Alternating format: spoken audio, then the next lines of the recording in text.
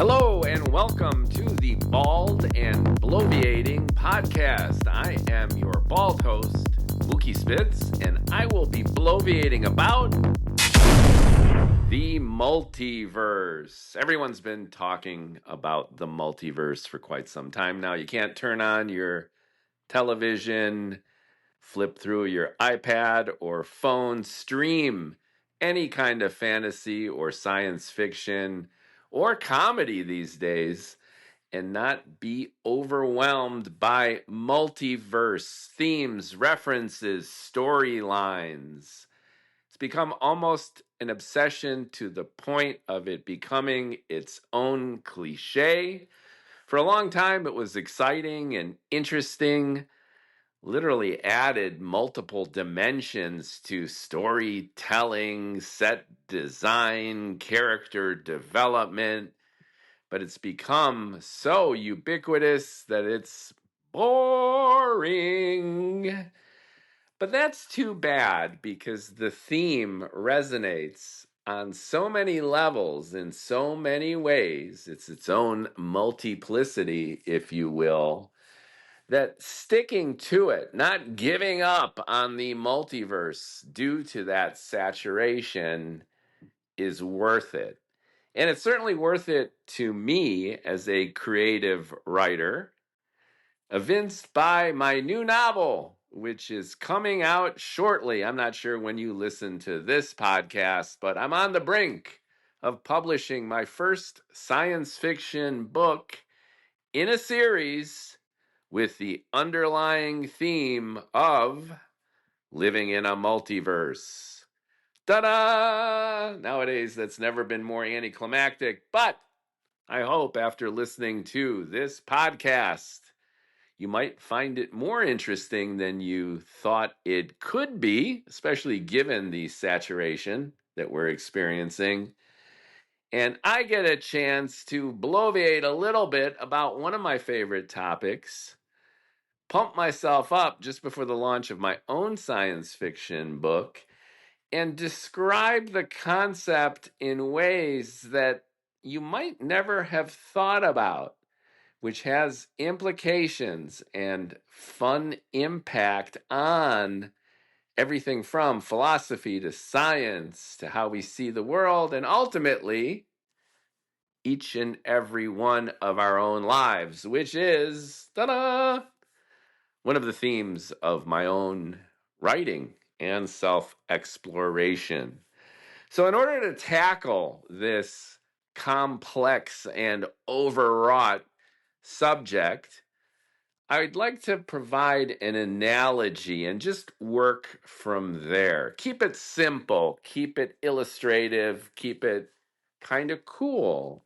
And this erupted just the other day when I was lounging in the jacuzzi here in our apartment with my 18-year-old son. And we go to the gym and we swim laps, and then we usually round out our workout with a jacuzzi dunk. I particularly appreciate this, as does he, because we moved from New York City not too long ago. And rather than endure the vicious cold of the East Coast winter, here in California, here in Southern California, with the semi-tropical, almost desert climate, we've been luxuriating. So we were luxuriating the other night, and the topic shifted to publishing my book, themes of the book, and he remained mystified. I've been trying to describe the multiverse to him in various ways, and he just rolls his eyes and dismisses me as the borderline boomer that I am. But the light bulb went off almost by random in the jacuzzi with my kid, luxuriating around, and this model came out that I'd like to share with you. See if it resonates for you as it kind of did with him. Here's the setting, and this is relatable to an 18-year-old. And whether or not you play video games, I think you could appreciate this and at the very least understand the concept and hopefully where I'm getting to. All right, you are playing an Xbox video game. There are various components to this experience. We'll start with the Xbox itself. Bear with me, this can get kind of cool. There's the Xbox, and it's this plastic shell that contains a circuit board with the classic integrated circuit, the brains of the computer. It's essentially a computer. And there is a disk or source of the data. And there's information that gets processed. And based on the processing of that information, electrical signals go from that plastic Xbox containing that integrated circuit brain, which is driven by the software of the game itself. These signals go to a television or computer or video game monitor. There's a two-dimensional screen with pixels on it. And based on the electrical signals from the Xbox to the monitor, images appear on the monitor. That's where the game is played. Now, as a game player, you are looking at this two-dimensional screen, which ostensibly is a representation of reality as we experience it. So just to summarize, there's the Xbox, and it's got a brain, which is controlled in a sense by the software, which is the game instructions. And after the instructions interact with the brain, signals are sent to this monitor, and voila!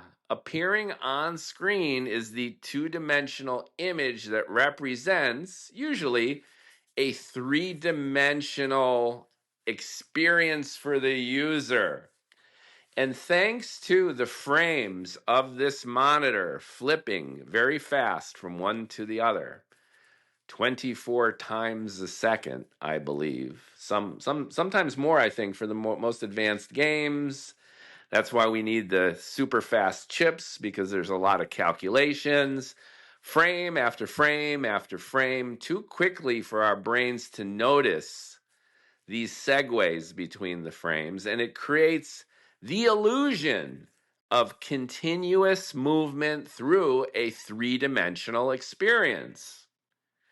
Now, that continuous movement through a three-dimensional experience is controlled by the control stick or a little gizmo, the controller of the Xbox game. The user holds it in their hand, and as they're watching this simulation of a real world experience on the monitor, they're moving the little toggle switch and pressing buttons on the controller. That controller is sending a signal not to the monitor that you're seeing this experience on, but it's sending it to the brain of the Xbox, the integrated circuitry that's there, that's handling the electrical signals, that's dictated by the software.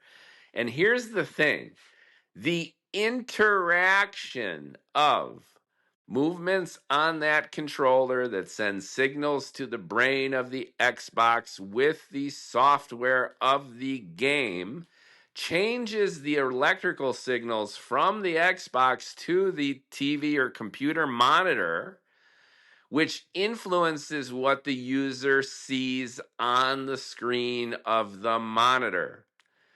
So just a banal example, you can move the toggle switch a little bit to the left. And that is a command which simulates turning the body, if you will, the virtual body of the player in this simulated environment to the left. You move this toggle switch to the left, and then your point of view shifts to the left because your virtual body, ostensibly in this environment, moves to the left. And it proceeds by the controller telling the brain, which interacts with the software, to change the signals to the monitor so that the user sees a more left view in this simulated environment. And then dynamically, as an emergent phenomena, the game proceeds. Now, there's a couple terms here that are important. The first is that it's dynamic, it's changing fraction of a second to fraction of a second as a real time, multifaceted interaction of all these different parts. Once again, the brain of the Xbox, the software of the game, the electrical signals that are engendered by that dynamic connection is creating an emergent experience on the monitor. It's a consequence of the interaction of many, many different variables to bring to life, if you will, on screen the two-dimensional representation of a three-dimensional experience that the user sees and controls with the controller. So even though the individual components add up only to a handful of things, Xbox brain, game software, hardware, transferring data through electricity, monitor bringing it to life, if you will, by lighting up pixels on its screen, the human at the other end of the controller seeing what's happening on the screen, manipulating switches on the controller, which in turn influence the brain, interacting with the software, sending new signals to the monitor, changing what's on the monitor, to which the user is responding, all in real time, all fluidly, dynamically, to create an emergent experience, which is a simulation on the monitor. Now, where the hell am I going with this, if you're tracking so far? Let's try this. By analogy, imagine that the world that you see through your own eyes and hear through your own ears is the surface of that computer monitor. And it's not too much of a stretch, at least in terms of extrapolating 3 dimensions from 2. If you think about it, and confirmed by science, we do not see 3 dimensions. We really only see 2. And we interpolate the 3rd dimension through perspective.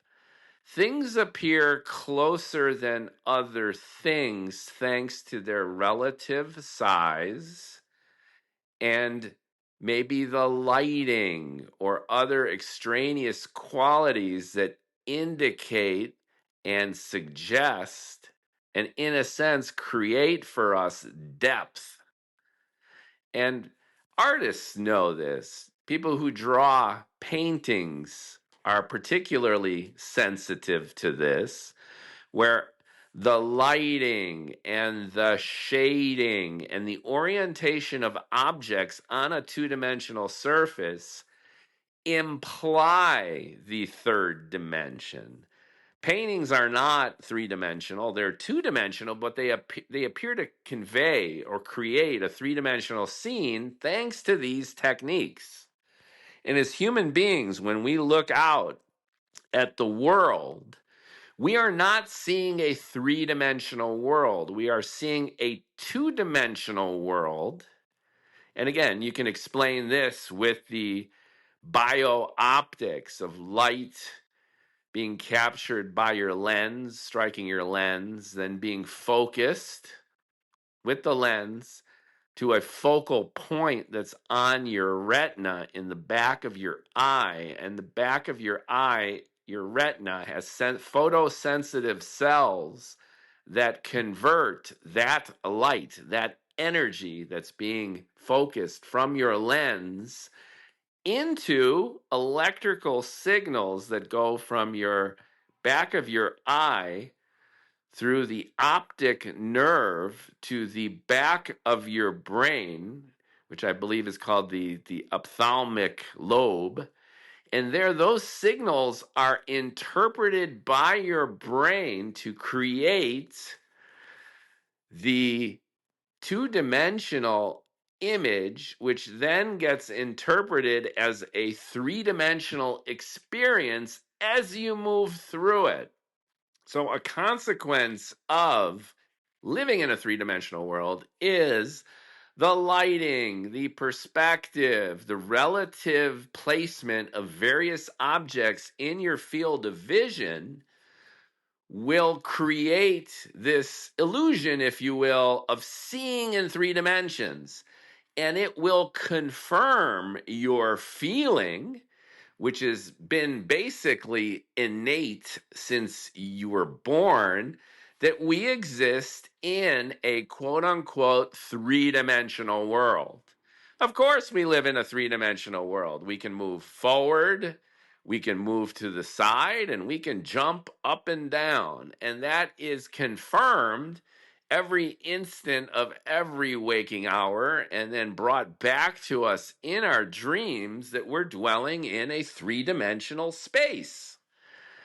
And this three-dimensional space is extended over time because the clock keeps ticking, and our movement through this three-dimensional space, in a sense, takes us from one place to another. Even if we're standing still, the lighting will change. Even if we lock ourselves in our room with artificial lighting, we have the sense of time because our bodies are moving through this space-time continuum.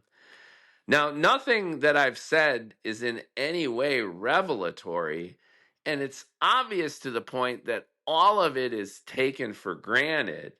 But when we look at what I have just described through the analogy of the video game, we're getting closer to this idea that was expressed in 2019 by Donald Hoffman in his provocative titled book, The Case Against Reality, which was a great title.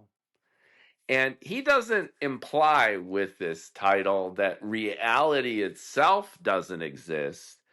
What he's trying to illustrate, and I think does very convincingly in the book, is show that the gap between perception, how we perceive reality, and reality itself is an enormous chasm that we can't even comprehend. And in a nutshell, his theme is that we have evolved in this universe. Here we are biological, biochemical, bioelectrical creatures who have evolved within this universe. And the way we perceive this universe expedited our capacity to survive within it. Our senses, our ability to smell, to touch, to hear, to see, are a consequence of organs that have evolved within this universe to translate the inputs of this universe, the energy that's flying around out there, the changes in matter, the reorientation of things in the world, interpreted in such a way that we could survive within the universe of these things, whatever they are. And the way we perceive this universe is really nothing like the universe actually is. It's an emergent phenomena. Bear with me for a second. We're getting back to the video game soon. We have survived in this universe because our organs have evolved to interpret the energy of the universe around us in such a way that we can survive. And the way that it's done that is to create the illusion of space and time. And the reason he considers it an illusion is because virtually everything we have learned from physics in the last century and a half points in the direction of the world around us being very, very, very different from how we perceive it to be. And to justify that, or at least to illustrate it, let's go back to the video game and match up the different parts of our bodies and our senses with the model of the video game and the player that I've just described. All right, so let's have fun. You are playing the video game of your own life. In your hand is a controller. That is your body interacting with the world. You move the toggle switch to the left and you turn your head to the left. Toggle switch to the left, your body to the left. Arms, legs, appendages. The interface between you and the world is through the controller, is through your body. You will your body to move the stick left, your body moves left. You are moving through space, through time to the left. Now, where do you see this occurring? Well, obviously, your eyes are open, your ears are taking in sounds, you're experiencing sensations, the energy of the world. The analogy here, the analog, is the surface of that computer monitor of the video game. You move the stick left, you turn your head left. Within the simulation, within your awareness in your brain of your interaction with the world, you are turning to the left in this environment. Body controller. Your awareness and engagement with the world, at least visually, sonically, is the two-dimensional screen of that television monitor. But what's going on behind the scenes, if you will, by analogy? Let's focus on the Xbox. What is the Xbox in this analogy? What is the gaming software? Now, the gaming software, in a sense, instructs the electricity within the Xbox to move through the hardware, through the circuitry, through the integrated circuit of the Xbox brain. Now, depending on the programming of the software interacting with the chip, electric signals are being sent to the monitor to create this simulation of your experience with the world. Now, I move that little toggle switch to the left. What happens? The controller sends a signal to the brain of the Xbox through which the code of the software of the game is running to dictate the flow of electricity in that brain. Toggle goes left, signal goes to the Xbox. It interacts with the software of that game to tweak the signals in the Xbox, which in turn sends a signal to the screen of the monitor to orient the point of view in that simulation to the left. So the signals are complex. The signal from the toggle switch could be relatively simple, but the signal from the Xbox to the computer screen is much more sophisticated. It needs to re-render that screen 24 times a second or at whatever rate it's doing it to reconstruct frame by frame that experience on the screen so that you're looking left. That's what's going on with the video game. And by analogy, that's similar to what seems to be happening when you interact with the real world.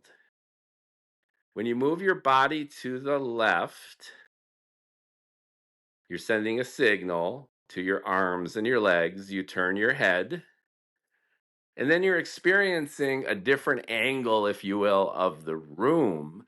But what is the room? Where the hell are we? And the analogy here is striking in the sense that what science has been hinting at, going all the way back to the Greeks, is this discrepancy between appearance and reality. And fast forward, especially to the two extremes of the sciences, the very small and the very large, quantum mechanics and general relativity.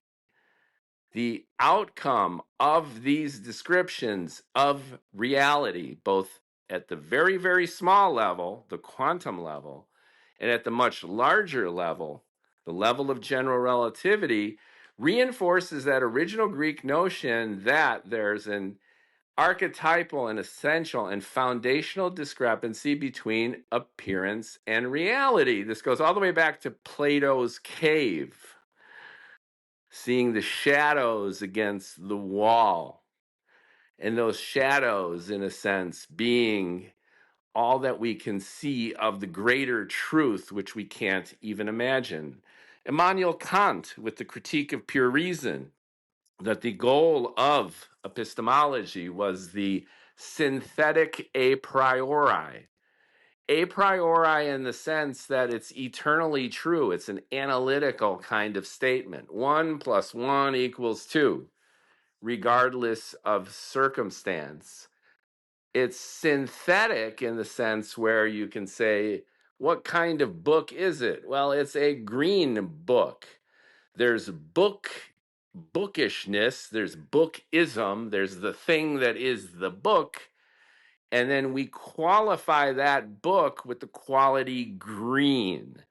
Now, in order for us to prove that we're actually seeing a green book, we need to blend a synthetic statement, not an analytical one, but a synthetic one, green book, and do so in a way that is a priori. It is logically irrefutable.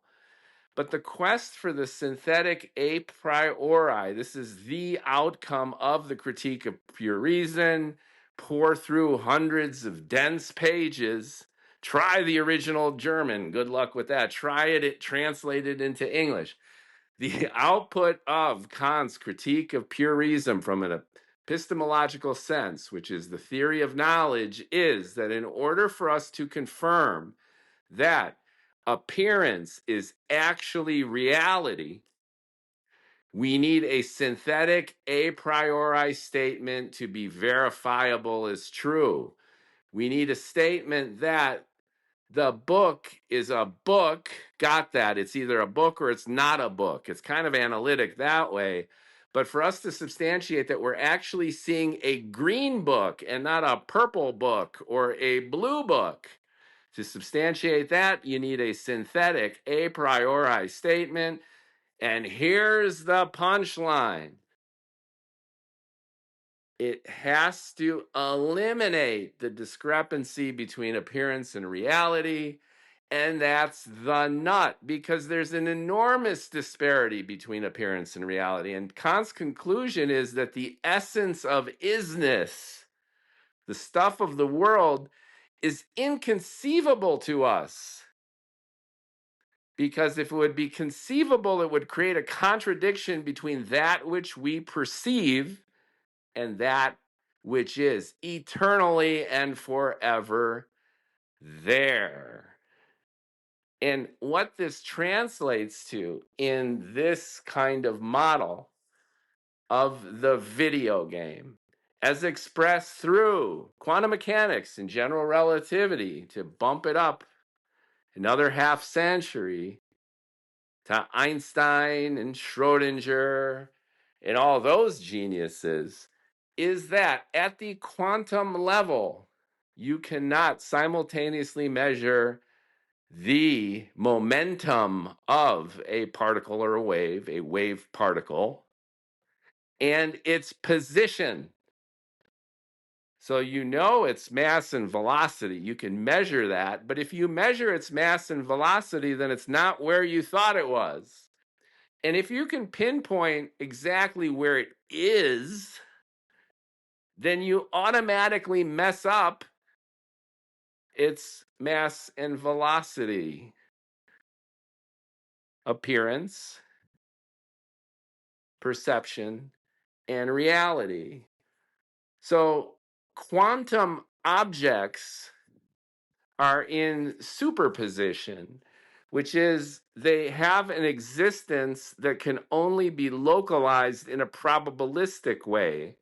There's only a percent chance that this thing, if you can even call it a thing, at the quantum level, at the level of atoms, at the level of subatomic, and especially elementary particles, they are not billiard balls on a table. They don't occupy space and time in a localized manner.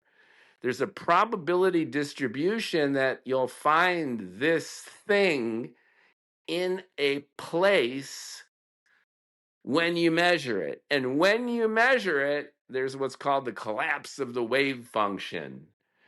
Automatically, boom, there it is. Its probability goes to 100%, but only when you measure it. And here's the crazy part of quantum mechanics is the act of measurement, and this is according to the theory as it exists right now, the act of measurement localizes that thing.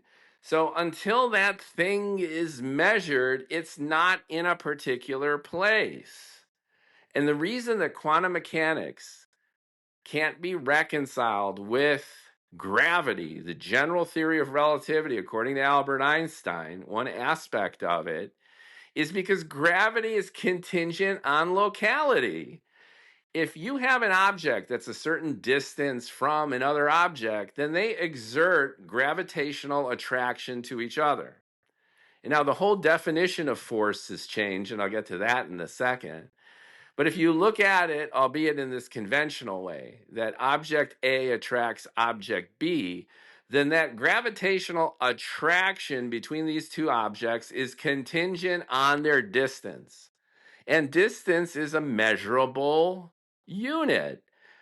But going back to the quantum analogy, if you don't know and can't identify the location of something because there is no such thing as the location of something, there's only the probability distribution that you'll find it, then what's the gravitational attraction between these two objects?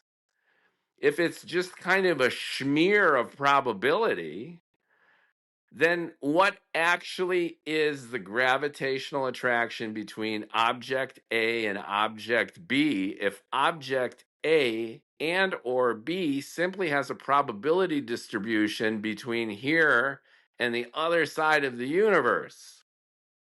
That's the nut that they haven't been able to crack.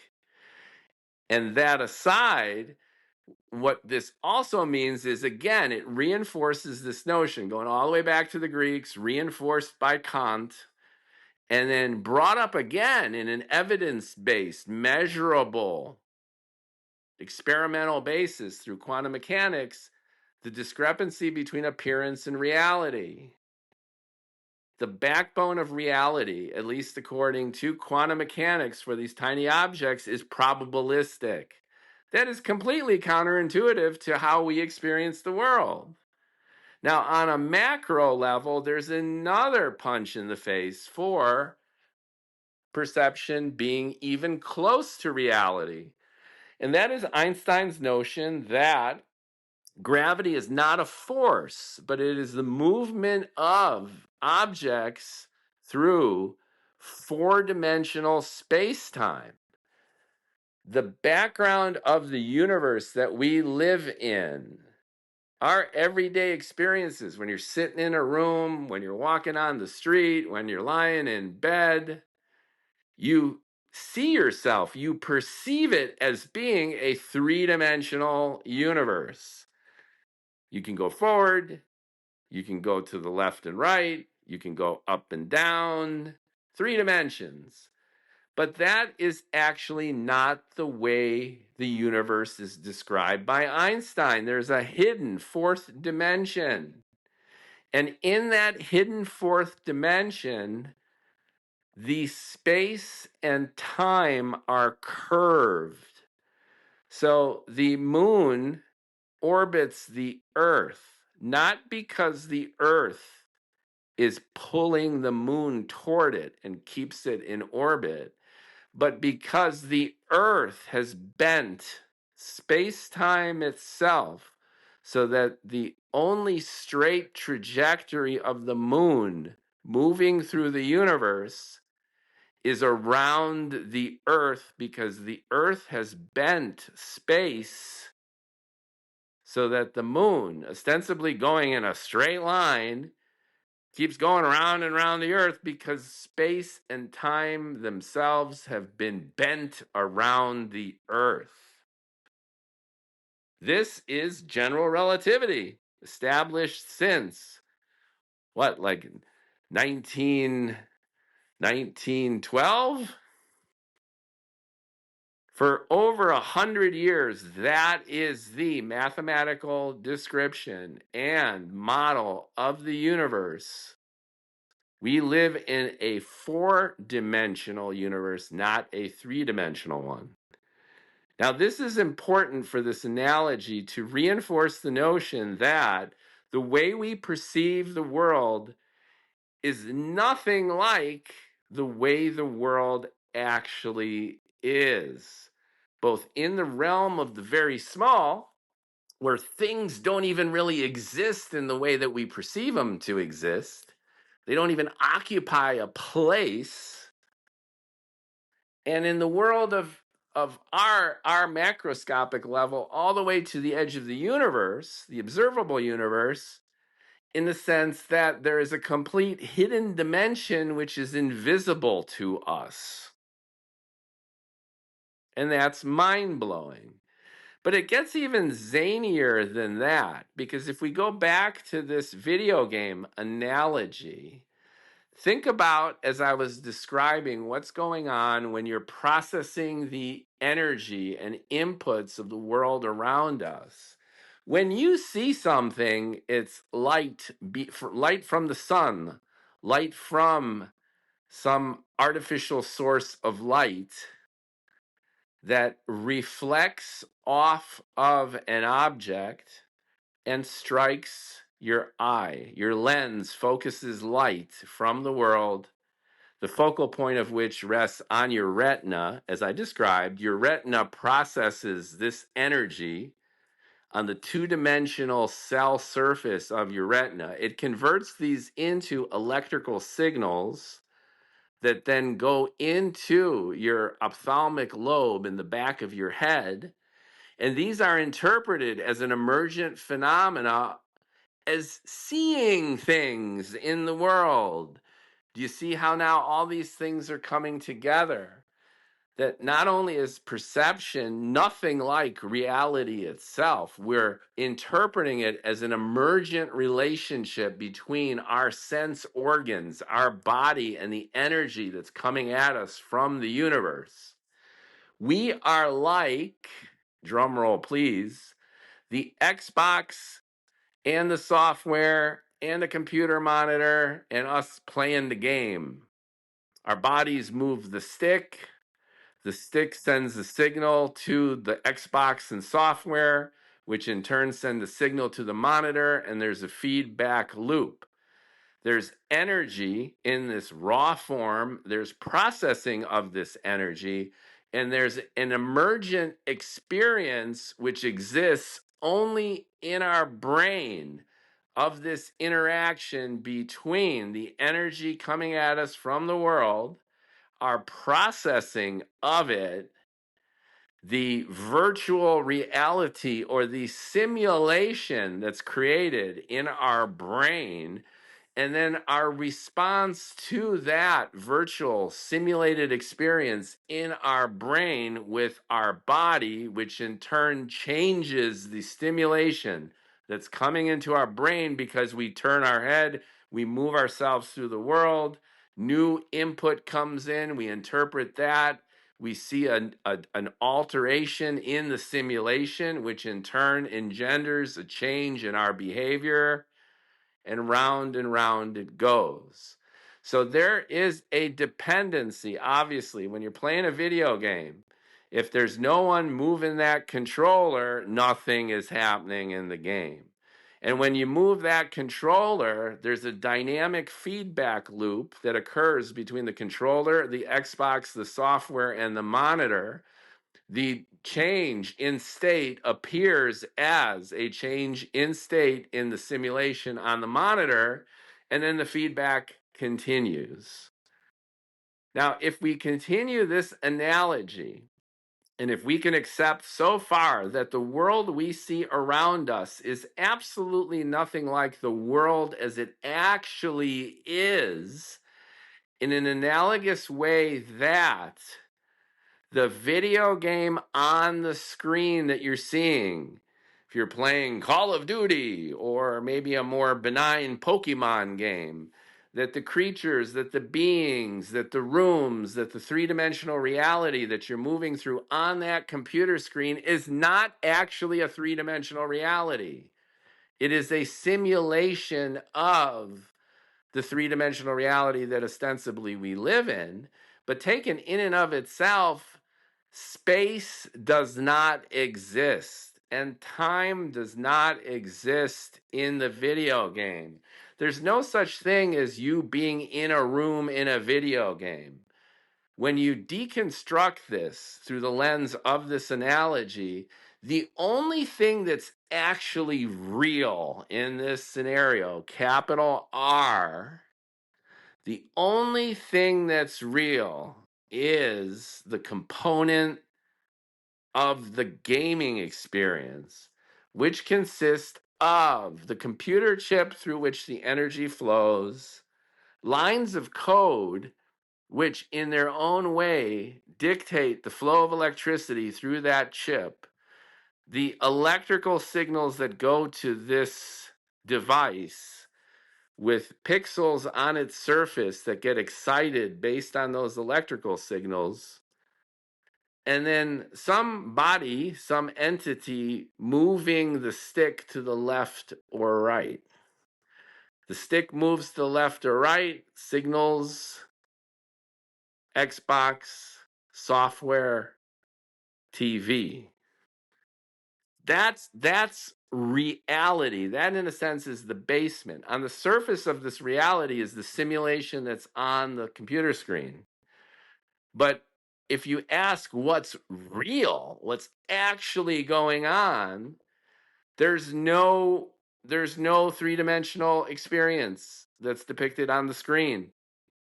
There's no Pokemon figures. There's no fellow soldiers in Call of Duty. There's no battle that's going on. There's no dynamic energy or race. There's no Mario Kart. None of those things exist at all. They're mere simulations that are created by a combination of hardware and software and the user experience that influences these things. Now, why am I going on and on about this shit? Well, by extension, if we continue the analogy, then what if, and here's the cool part, and here's where I get eventually to the multiverse, bear with me. If by extension, reality, the reality that we experience, space and time, 3 dimensions, the movement of time forward, 1 second at a time, tick tock, tick tock. What we see, what we hear, what we feel, what we can smell, what we can taste. These are an emergent experience that are a consequence of our bodies, whatever those things happen to be, with this universe, whatever it is, wherever we happen to be, in a physical kind of sense. So just like there's no such thing as 3 dimensions, there is no room in the video game. There's really no 3 dimensions in our universe.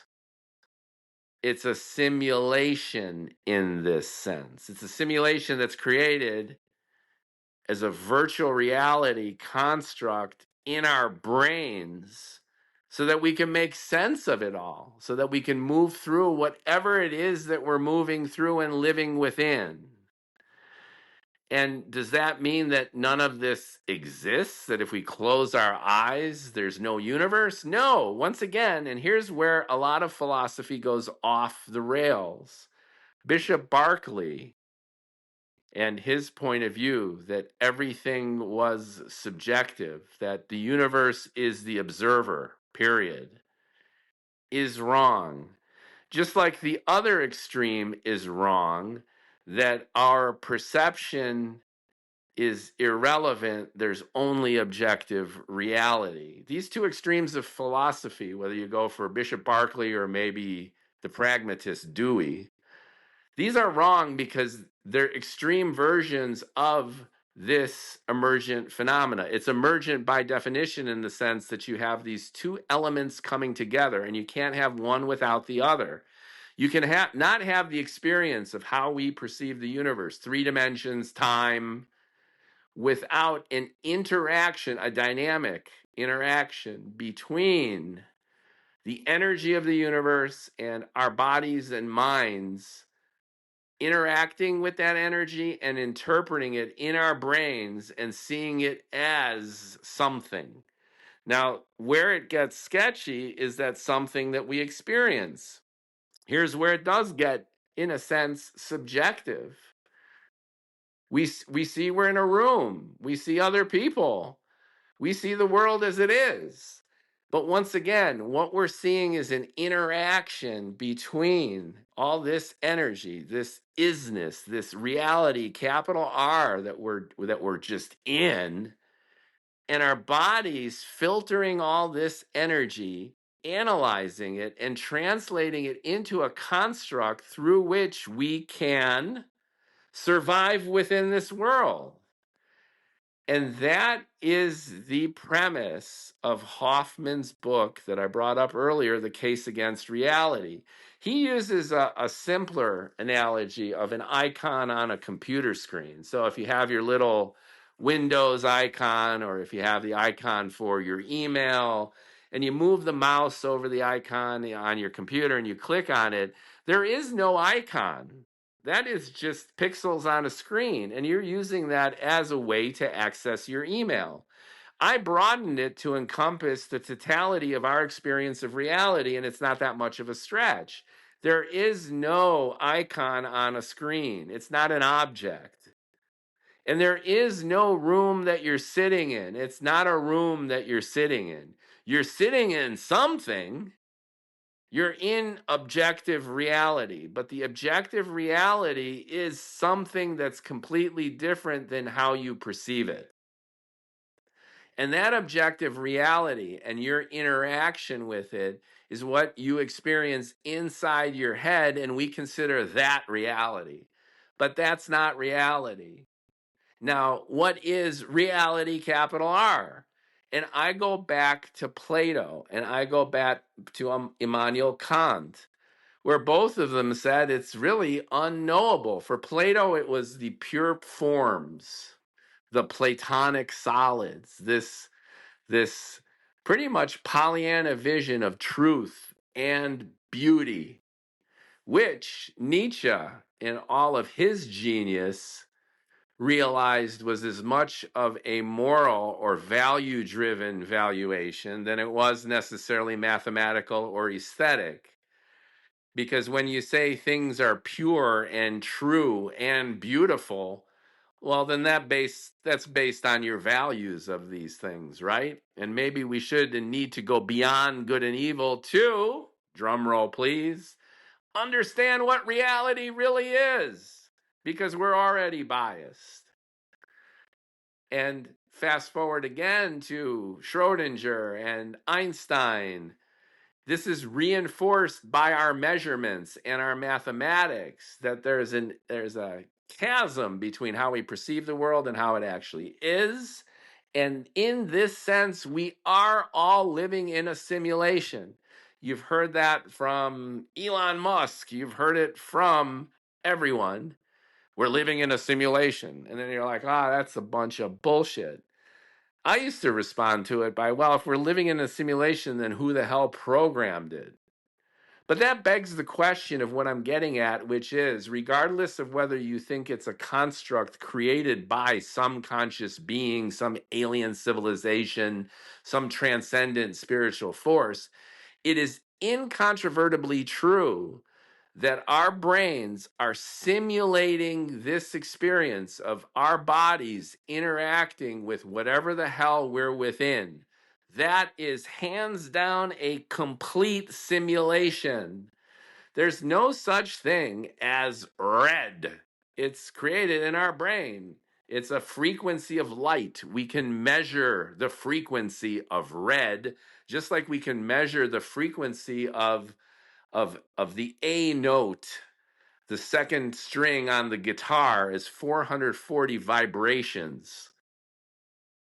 Vibrational energy corresponds to an aspect, a property of our own simulation of interacting with whatever the hell is vibrating. And that applies to every aspect of our experience. This is mind blowing, and I know I'm harping on it, and it might sound like I'm saying the same thing over and over again. But when I realized that this is just has to be true, that the world as I experience it, down to its dimensionality, it's not just a matter of that argument you have as a kid. Well, is my orange the same as your orange? And actually, if we both agree and it's just consistent, there's no way of ever knowing that you perceive orange like I perceive orange. It goes infinitely deeper than that. There's no way of knowing that your overall conception of reality is even remotely like mine as long as it's consistent. If there's a truck hurling toward both of us and we both jump, as long as that experience is consistent, that whatever it is coming at us, we both know that we need to get the hell out of the way. Your truck might be completely different than mine. And I'm not saying that's the case, but this epistemological problem of our youth that, how do I communicate what chocolate tastes like? I could be poetic. I could list off the ingredients in terms of its chemistry, but the experience of tasting chocolate, first off, try to describe it in a way that communicates meaningfully anything at all. And then try to confirm that your taste of your taste of chocolate is the same as someone else's taste of chocolate. And then that begs the question of what the taste of chocolate really is. And it is analogous to everything that I've been talking about, an emergent interaction between whatever is that chocolate as an object in whatever is reality, interacting with what ostensibly is your body in this reality to create this sensation as a combined emergent experience in your brain. It goes back to the Matrix too, where they say there is no spoon. And many people again interpret that as the absence of objective reality.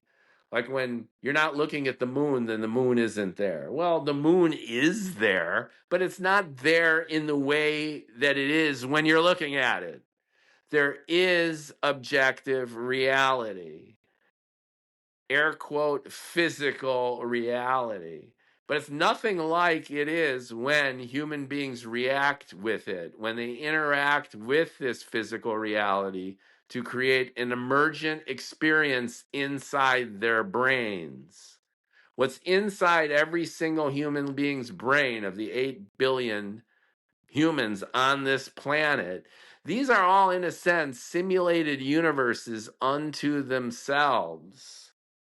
And if each and every one of us would perish in an asteroid impact, alien invasion, super volcano explosion, viral pandemic, AI gone amok, supernova explosion, however it is, we all vanish from this universe. This universe will continue just ever so happily without us, but it won't be the 8 billion simulations of that universe as emergent, subjective realities in and of themselves. That reconciles this age old dilemma between objective reality and subjective reality. It's an interaction. It solves this problem of trees falling in forests where no one's there to hear them. Yes, there are air quote trees in air quote forests. And if someone's there to air quote hear that tree falling crash, then that crash is a consequence of that person being in that forest. But if no one's in the forest, the tree is still crashing, but there is no crash. The crash is in our brain. And you can extrapolate that again to whatever it is that tree is, that forest is, as it's interpreted by our bodies to create a simulation in our brain of trees and forests and crashes. That's what's so cool about this shit. And how this ties to the multiverse is, in a sense, the next logical step. And for this, we think about what that isness is. What is that underlying reality that is creating this kind of foundational energy that we're interacting with to create these simulations? What is reality? What is energy? What is matter? If space and time are not absolute, but they're constructs of our emergent engagement with the isness of the universe, then what are matter and energy? What is going on? What is the foundation of reality itself? And for this, we might have a little bit of help back with the video game analogy. Scientists have identified what they call 26 dimensionless constants. Now, you can imagine these as in a sense, the Lego pieces of the universe. They're 26 in number. They vary depending on the source. This list certainly isn't exhaustive. And as science proceeds, and we do have that much anticipated and long overdue scientific revolution in foundational physics, then this number might very well go down to 3 or maybe expand to 50. And that'll probably be just an iteration on our way to discovering what that reality, what that isness actually is. So the 26 dimensionless constants are the aspects of the measurable aspects of what we call the standard model of physics coupled with general relativity.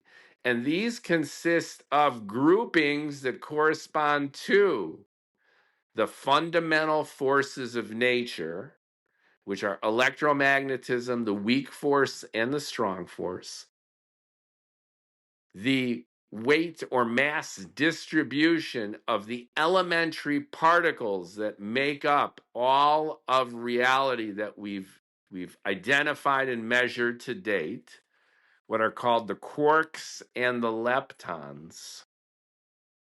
They also consist, these 26 dimensionless constants, of cosmological measurements that we've made for matter distribution throughout the universe.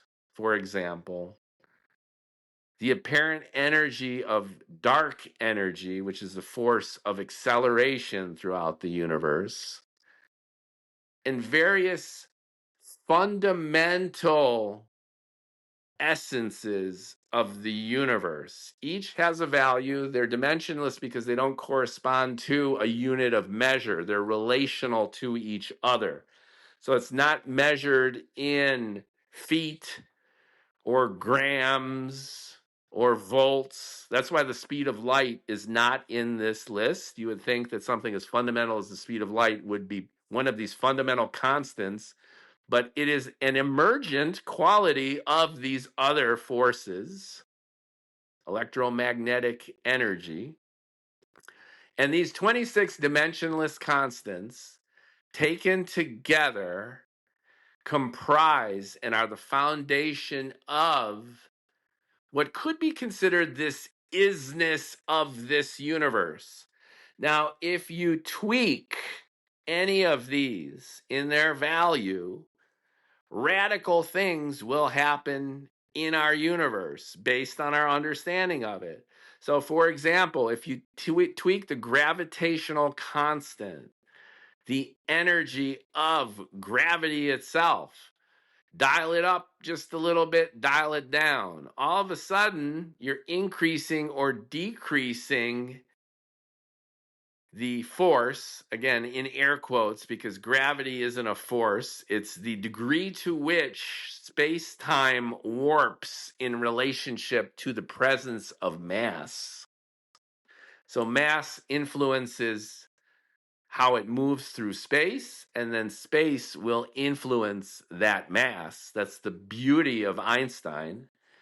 Anyway, if you tweak one of these dimensionless constants, like gravity, like the electromagnetic force, the strong force that binds the nuclei of atoms together, then conceivably the entire universe would zip together into a black hole, would rapidly expand and diffuse. It could reach a point rapidly by just tweaking any one of these numbers, the way neutrinos interact with each other. That's on the list too. And atoms would no longer be stable. Stars could not burn. Tweak any of these, and the universe as we know it, the backdrop of reality itself, would crumble, would implode, will expand, and matter and energy as we know it would not be possible, and we could not be here to record podcasts and think about all this shit. And now this leads to what's called the anthropic principle. And it's anthropic. It's got anthro in there, which means man or human. And maybe you see where I'm going with this. If these 26 dimensionless constants are exactly fine-tuned so that our universe could be a universe that supports matter and energy, that enables stars to burn, that facilitates and maybe even encourages beings like us to evolve within it, then how the hell did these values get to be these values in such a way that everything seems so fucking stable? If only a tiny tweak in any of these would implode the universe into a black hole or expand it into forever or burn stars out, then how are these values so finely tuned that we are here? That is described by various aspects or various interpretations of this anthropic principle. And there are various interpretations of this. One is it's just like it just happened. It's like, wow, there's a universe with these 26 dimensionless constants, and who knows? This is the only way you could shake it, baby. And here we are. That just seems unlikely to me. Another possibility is that consciousness, humans, in a sense, created the universe we're in, kind of like a cat chasing its own tail, because the universe can't exist without us, and we can't exist without the universe. And I kind of call bullshit on that too. And yet another interpretation of these 26 dimensionless constants being so fine-tuned the way they are is, and this is the multiverse, folks. This is how science has more or less arrived in an epistemological way, an experiential way, to the multiverse concept. Drum roll, please. If you have an enormous number of universes where the values of these 26 or whatever dimensionless constants are randomly distributed, and you have an awful lot of universes, maybe an infinite number of universes, then we just happen to have evolved in one of these infinitely many and infinitely varied universes where matter and energy and stars and galaxies could actually form. And why could they form? Because the values of these constants just happen to be what they are in this universe. And we just happen to have evolved because the evolution of life is as natural a consequence of having these 26 dimensionless constants having the values that they have. Boom. There's an infinite number of universes, folks, according to this interpretation, arrived at kind of in the way I've recommended. Different folks will talk about it in different ways. I've started with how we experience the world and the discrepancy between perception and reality. I've used the video game analogy to show that how we experience the world is very, very different and why. And I've come to the conclusion that these essential building blocks of the universe would have to be tweaked in an infinite number of ways, or an astronomically, exponentially large number of ways, to arrive at a combination where the conditions for reality itself would be sufficient and necessary for us to exist. And here we are. And if that's the case, then the universe that we experience as the emergent simulation in our head with what appear to us as galaxies and filaments, worlds, the moon, the tree, the forest, our universe where we're at, all the way down to the electron microscope, seeing atoms, all the way to the James Webb, seeing the little fuzzy dots that go back to the brink of the Big Bang. This universe, the 100 billion light years from one end to the other, the observable universe, is one of either many, many, many, many, or one of an infinite number of universes where these dimensionless constants express themselves in each and every way. And the reasoning is inductive based on what I've been describing. There's no experiment that can prove this. If you read an article where they talk about the multiverse, the second there's a scientific article that talks about the multiverse, you should call bullshit. Even though I've been ranting about this stuff for over an hour, there's no experimental evidence right now to confirm this. And there's only the hunch based on different interpretations of quantum mechanics, different interpretations of general relativity, and an inductive kind of experiment based on how we perceive the world. and how we have come to be in the world, within a universe that actually enables us to exist, let alone evolve within it, and the multiverse, the idea that this universe that we live in now is one of many, many, or one of an infinite number, inductively seems like a great way of describing why the dimensionless constants are all valued what they are, why everything seems so fine-tuned to be what it is, and why we might exist at all. Because if every possibility of everything has played itself out, is playing itself out, and will play itself out. Remember, space and time are not absolute. We create space, we create time in our own head as that emergent simulation of us interacting with this thing, this universe. If that's the case, then there's no such thing as another universe existing next to ours. That doesn't make any sense. Or that our universe now is 13.8 billion years old, and before then, there was another universe.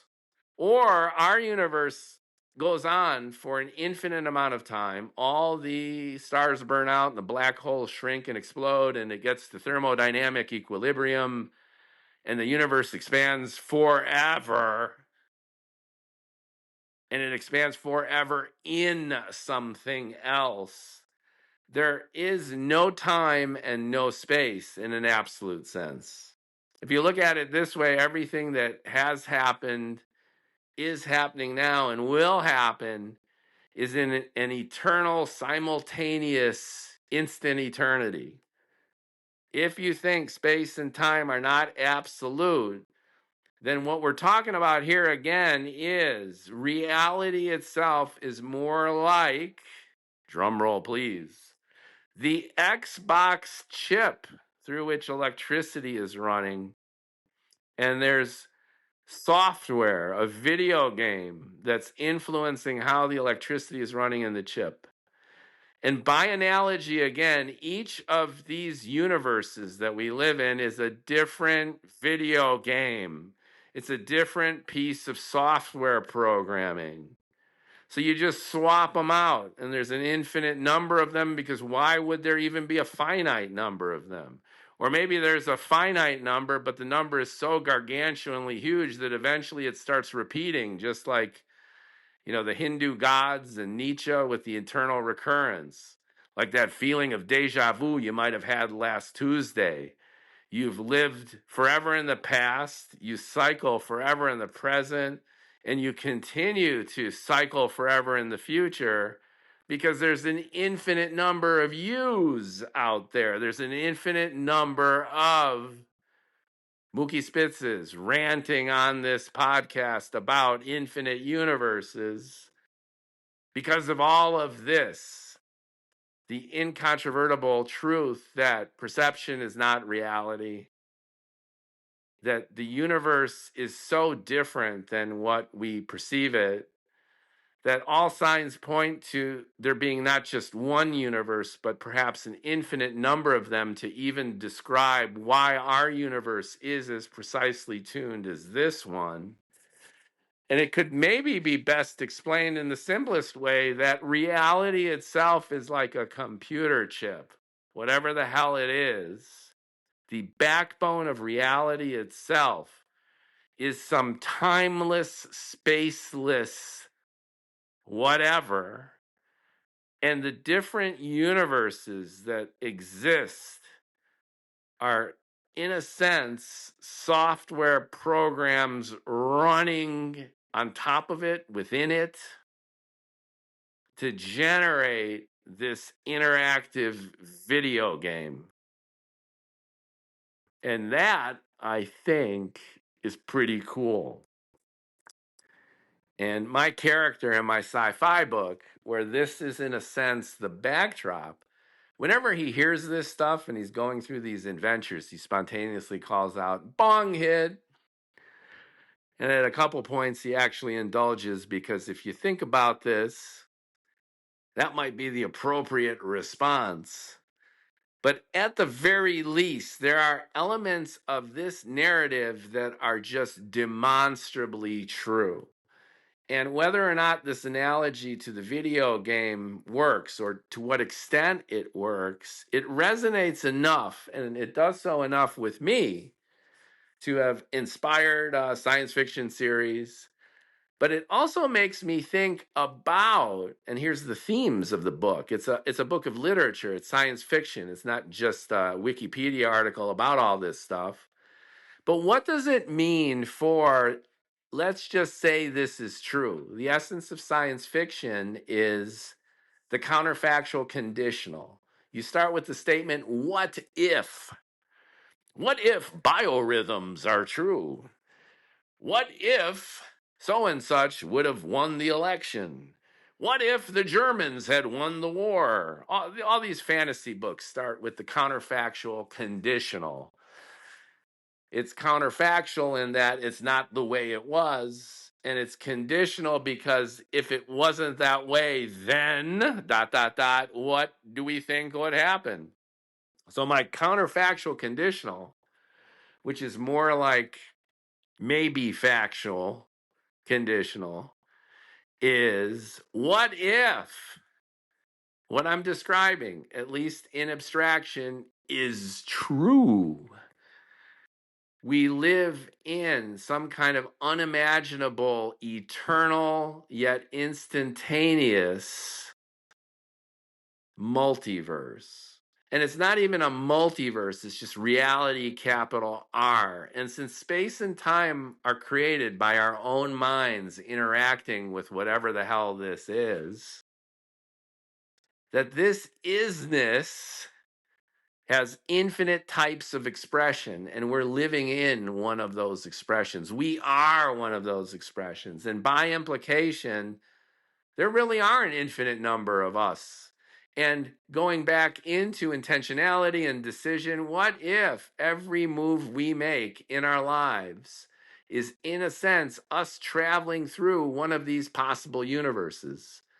And how many times have we felt just before we step out onto the street and we're narrowly missed by a car, or some tragedy happens in our lives and we realize that by only a difference of a second or two, our loved one would be not hurt or still alive? How many times have we thought about decisions that we've made that were consequential to our lives in ways we never would have anticipated? The millions of decisions that we make in our lives each and every day, and most of them are inconsequential. If I eat a peanut butter sandwich with or without jelly, that will likely not have a long-term impact in this universe and probably not any other.